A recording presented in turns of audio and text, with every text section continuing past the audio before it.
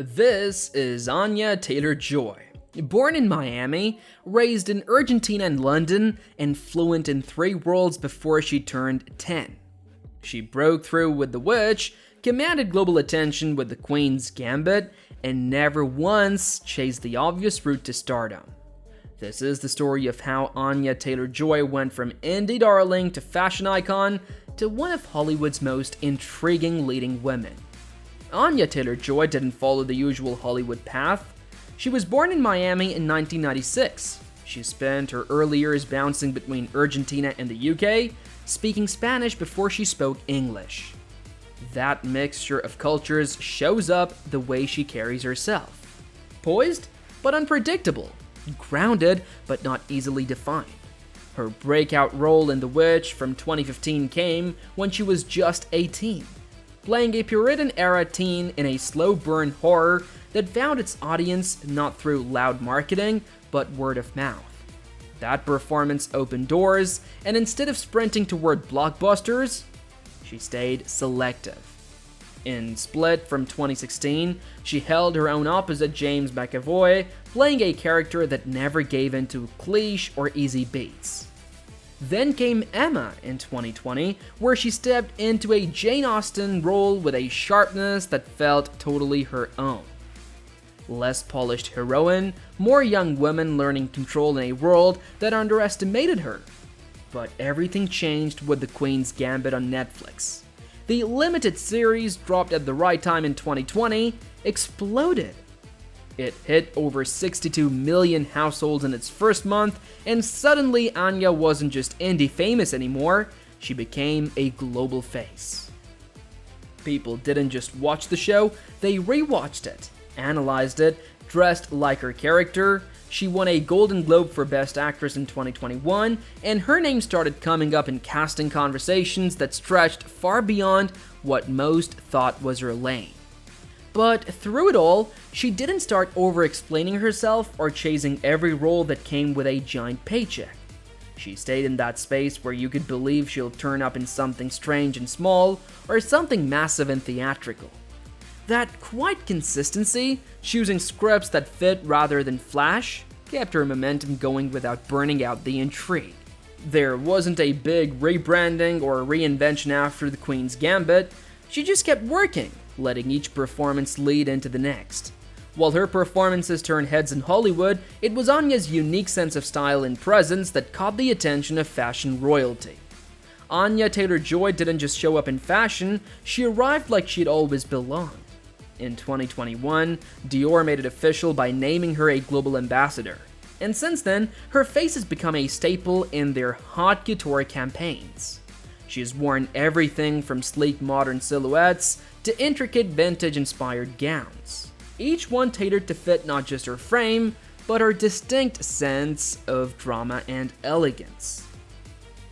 It's not just about the dress though, there's something about the way she carries herself. Shoulders back, chin slightly tilted, a kind of Hollywood posture that designers love and brands want to associate with. Outside of Dior, she has worked with Victor and Rolf, Tiffany & Co., and Jaeger-LeCoultre. These aren't fashion collabs or one-off influencer deals, they are long-term partnerships with some of the most respected luxury names in the world. She's worn Tiffany diamonds at premieres, molded Victor and Rolf's bold silhouettes, and been photographed wearing Jaeger-LeCoultre watches that cost more than a car. It's not surprising, she fits the role naturally, not just as a model for the clothes, but as someone who adds something to the brand's story. Her presence at events like the Met Gala or Paris Fashion Week isn't just about showing face. When she walks the carpet, whether it's in Venice or New York, she stands out. Not because she's trying too hard, but because she knows how to wear fashion without letting it wear her. She has been styled in pieces worth tens of thousands of dollars. Custom gowns, vintage couture, rare jewelry. But what people remember most is how at ease she seems in all of it. That ease doesn't come from money or fame alone, it comes from knowing who she is. Her style isn't just polished, it's consistent. Feminine, a little dramatic, sometimes strange, and always intentional. She's not chasing trends, she's helping set the tone for them. Being a red carpet fixture is one thing, But what's it like when the cameras stop rolling? That's when Anya's private world reveals itself. Anya Taylor-Joy isn't one to show off her properties, but she moves between a few different places that reflect her personality more than her net worth. She's known to spend time in London, Los Angeles, and occasionally Buenos Aires, where she spent much of her early childhood. These aren't just convenient spots, they each tie back to parts of her story. London gives her access to the UK's creative scene and friends she's grown up around. LA keeps her close to work, and Buenos Aires is still a piece of home. She's talked about how her love for older homes with real character, once telling The Guardian she's drawn to places with history, preferably something vintage with imperfections. She doesn't seem interested in the usual real estate tropes. Massive glass mansions, excessive square footage, or homes built to be photographed. There is no MTV Crib-style energy. She keeps it private. You won't find house tours on YouTube or glossy threads showing off 10 garages and infinity pools. Even when she's living in Los Angeles, her approach is quieter than most. She has been spotted around Venice and the Hollywood Hills, neighborhoods known for their low-key charm more than red carpet flash. And when she's in London, it's often in older neighborhoods that still feel residential rather than Hollywood adjacent. Anya's never made a real estate part of her image, which is rare for someone with global visibility. She travels in style, yes, first class, sometimes by private jet for film shoots, but her home life seems like something she's chosen to protect. It's not about hiding, it's about having something for herself. It's also part of what makes her feel so grounded. The fame is there, but the way she lives doesn't scream excess. Her homes are cozy and elegant, but when it comes to travel, Anya's lifestyle steps into first-class territory. Anya Taylor-Joy doesn't post much about where she's going or what plane she's on, but she's become one of those people who always seem to be arriving somewhere. Cannes, Venice, Paris, those aren't vacations for her, they're just part of the job now. When she shows up at a film premiere or a fashion event, it's never casual. It's Dior gowns, full glam, and flashes going off every few seconds. But what people don't always see is how often these glamorous stops are stitched together by work, not leisure. She has flown to Tokyo for press tours, been on location in Prague for films like Last Night in Soho, and done fashion shoots in Italy that look like they were lifted straight from a magazine spread. Sometimes she's photographed stepping off a private jet. Other times it's just her arriving quietly through a back entrance. It depends on the gig. When she traveled to Australia to film Furiosa, the Mad Max prequel, it was a months-long commitment. And while the movie budget likely covered the business class travel and top-tier accommodation, Anya's lifestyle already lined up with that pace. There is a quiet luxury in how she moves around the world. It's not flashy or performative, which makes it even more interesting. She might spend a weekend in Venice for a Dior event, then disappear to a quieter city for filming, all while staying off social media. You won't catch her doing room tours on Instagram or hashtagging private islands, but the level she moves at is obvious. The hotel suites, the city views, the designer luggage, it's all part of the picture even if she doesn't narrate it herself. What's clear is that her travel isn't just for fun, it's business. But it's business done at a level where first class is the baseline and privacy is part of the contract. And because she keeps it all relatively low-key, it adds another layer of curiosity. She could be anywhere, on a film set, in a Paris salon, flying to a festival, and unless there is a camera rolling, you might never know. Beyond acting and appearances, Anya has quietly been building her financial base with smart choices and high-profile contracts. As of 2024, Anya Taylor-Joy's net worth is estimated somewhere between $7 and $10 million, depending on who's doing the math. Sites like Celebrity Net Worth and rough industry estimates from Forbes put her in that range. Not at the very top of Hollywood's earners yet, but firmly in the zone where every decision starts to scale bigger. Her breakout with The Queen's Gambit didn't just win awards, it also came with a lucrative deal from Netflix. While exact numbers haven't been confirmed, it positioned her for serious paydays moving forward. Her next big check came from Furiosa, the prequel to Mad Max, Fury Road, where she took on that title role. Reports suggest she earned around $1.8 million for that single project, which isn't surprising given the scale of the production and her status as a lead in what's expected to be a global box office event. It's the kind of role that usually goes to someone with years of franchise work behind them. But Anya got it based on momentum and performance, an example of studios betting on rising stars who bring talent and credibility, not just followers. She's also voiced roles in animated films and done endorsement work with major brands. Dior tapped her for fragrance campaigns, and she's worked with Victor and Rolf as well. These aren't just cash grabs, they align with her image. Polished, fashion-forward, and a little unexpected. What's next might even be more important than what she's already earned.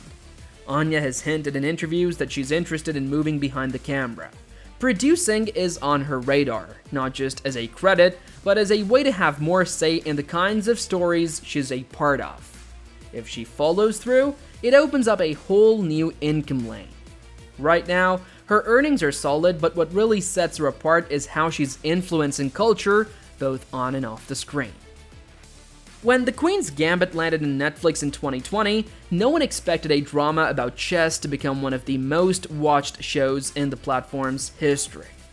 But that's exactly what happened, and at the center of it was Anya Taylor-Joy, playing Berth Harmon with the kind of quiet intensity that made even non-chess fans care. In the months that followed, chess sets started selling out. Websites like chess.com saw a surge in users. It wasn't just a show, it was a moment, and Anya's performance helped shape it. That role didn't just earn her awards, it shifted how people thought about female characters and stories.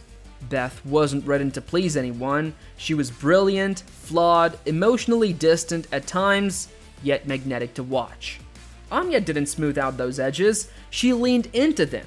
And because she did, audiences got a version of femininity that felt more layered and real, without needing to be packaged for comfort. That kind of work doesn't go unnoticed. In 2021, Time named her one of their next generation leaders, putting her in a group of people who are shaping culture across industries. Not just for what they've done, but for where they're heading. Anya's roles tend to stand out not because they're showy, but because they don't rely on cliches. Whether she's playing a 1600s Puritan in The Witch or a stylish, slightly unhinged fashion student last night in Soho, there's always something unusual about her characters, and it works. She doesn't play safe, that's part of her influence. In an industry that still leans toward formula, she's drawn to parts that feel strange or offbeat or heavy. And while most people think of cultural impact in terms of numbers or trends, hers feels quieter, more lasting. It's in how she makes people rethink who can carry a story, what strong female lead really means, and why characters don't have to be likable to be unforgettable. Of course, not everything in her life is about fame or fortune. Anya has been vocal about causes that matter to her. Anya Taylor-Joy doesn't talk just to fill space, which is part of what makes her rare in a world where oversharing is the norm. When she does open up, it's usually thoughtful and specific, especially when it comes to mental health. She's been honest about anxiety, the stress that comes with fame, and how much pressure she felt after The Queen's Gambit blew up. In interviews, she's described feeling overwhelmed by the sudden attention, especially since she never set out to be famous in a traditional sense. Acting was always about storytelling, not headlines. She has also been consistent about her values. Anya identifies as a feminist, but she doesn't package that in sound bites. You'll see it more in how she works than in what she posts. She's gravitated toward women-led productions and has spoken about the importance of trusting female directors, editors, and producers. People who see and shape stories differently. It's part of why her roles often feel fully realized, not flattened into stereotypes. In 2022, she quietly married Malcolm McRae, a musician and songwriter, in a low-key ceremony in Venice. It wasn't blasted all over the internet, there were no public statements or wedding week media coverage. That's typical of how she handles her personal life. She avoids turning her relationship into content. Her Instagram, when active, leans more toward art, books, and quiet nods to what she cares about. Not selfies, not vacation dumps. It's not that she's hiding, it's more that she's drawing a line. This is mine, and that's yours. In a world that thrives on clickbait, she's one of the few who seems perfectly fine not chasing it. She talks when she has something to say, the rest she keeps for herself. So what's next for someone who already seems to have it all? The answer might surprise you. Anya Taylor-Joy has already done what most actors hope to achieve over a full career: land breakout roles, win awards, and build a global fan base. But what's coming next might push her into an entirely different league. In 2024, she takes the lead as Furiosa in Furiosa, a Mad Max saga, a prequel to Mad Max Fury Road. It's her biggest and most physically demanding role so far, stepping into a part that was originally played by Charlize Theron. It's not a romantic period drama or a slow-burn psychological thriller. This is a high-budget, action-heavy blockbuster that will be released globally with massive expectations. How she handles it could shape the next decade of her career. She has also been clear that acting isn't the only lane she's interested in. Interviews over the past few years hint at her desire to write and produce, to have more creative control over the stories she's a part of, and that makes sense, especially considering the kinds of projects she gravitates toward: unusual characters, challenging narratives, and a tone that doesn't always fit the Hollywood mold. Being behind the camera could give her more space to shape that kind of work from the start, rather than just stepping in once a script is already locked. Her relationship with brands like Dior, Tiffany & Co. and Jaeger-LeCoultre also aren't just temporary. These are long-term partnerships that suggest she's not seen as a passing trend but as someone with staying power. She's not just modeling for campaigns, she's representing the identity and style those companies want to be associated with for years to come. There's very little oversharing, no viral interviews, no forced relatability. She's visible but still feels private, which is rare in a time when most fame comes with constant exposure.